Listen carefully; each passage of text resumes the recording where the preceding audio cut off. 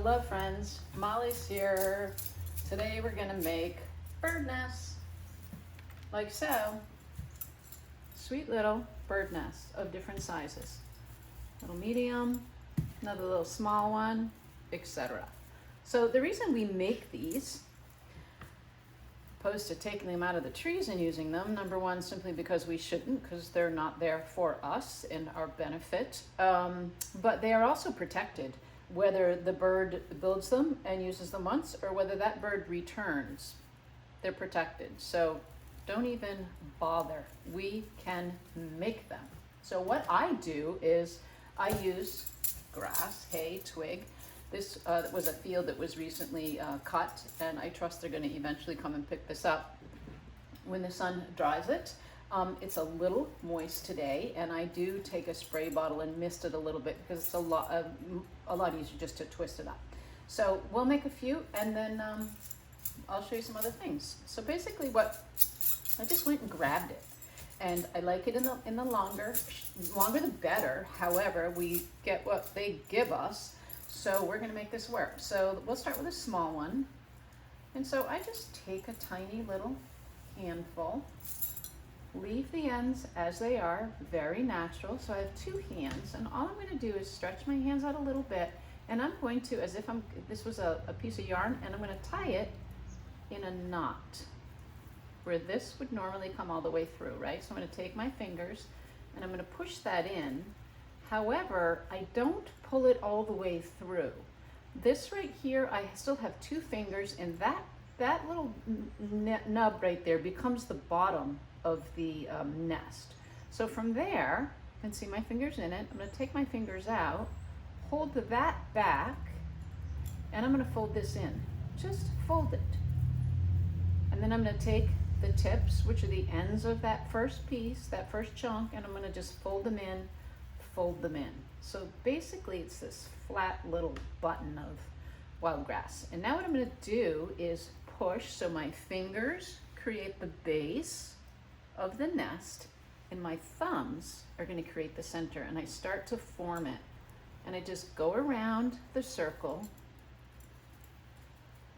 and push all these little runaway grasses in. You won't get them all.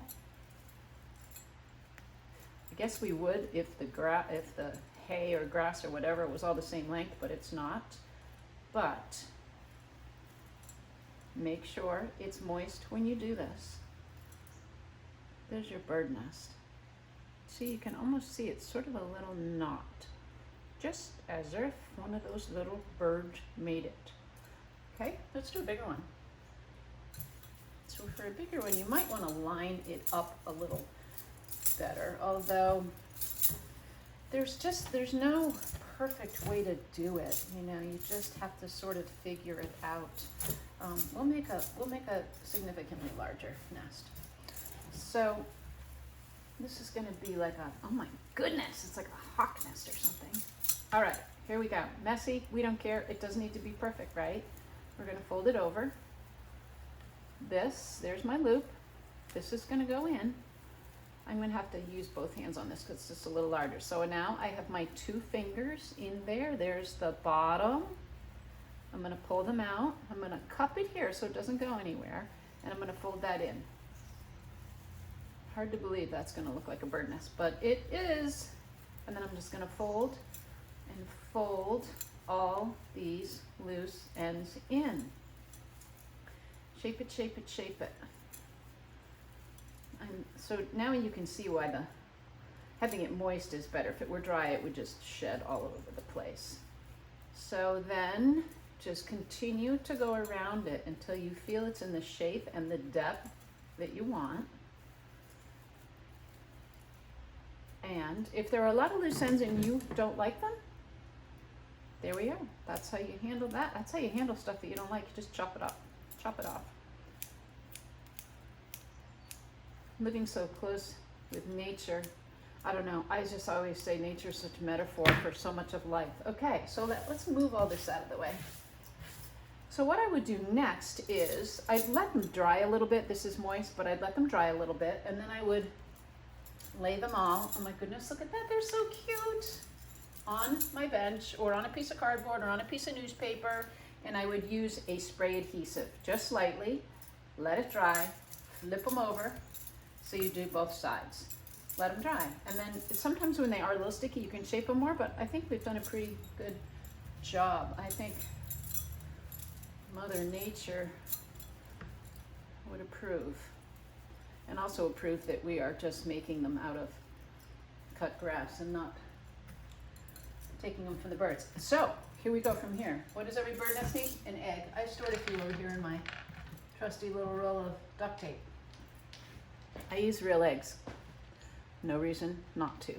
These are a byproduct of the food industry. These are farmed quail, a pharaoh quail, or I think they're called a cooter-necks, if I pronounce that correctly. Someone correct me if you feel the need. Anyway, they have all been, the centers have all been removed. There's a little suction device that they put on these, and they extract the center, and that goes into the food industry. And then the farm sells these beautiful eggs. And the hens, I don't know if this story is true, but I'm gonna run with it because it's such a, I'd like to believe it, that the hens splatter their eggs differently. As you can see, each one of these tells a different story. I don't know, I just love it, and I'm sort of that sort of chick. So anyway, what we would do once this was, these go in last. So once this was wherever you want to put it, in a wreath, in a table arrangement, whatever, you know, we could hot glue it, we could mount it on a twig, etc. But once that is in, and your piece is almost finished, this is the last thing. Little dab of glue, and in they go. How beautiful is that? I'm really just a conduit for Mother Nature. Anyway, thanks for joining me, and we are going to continue on today doing some other crazy stuff. So see you in a bit.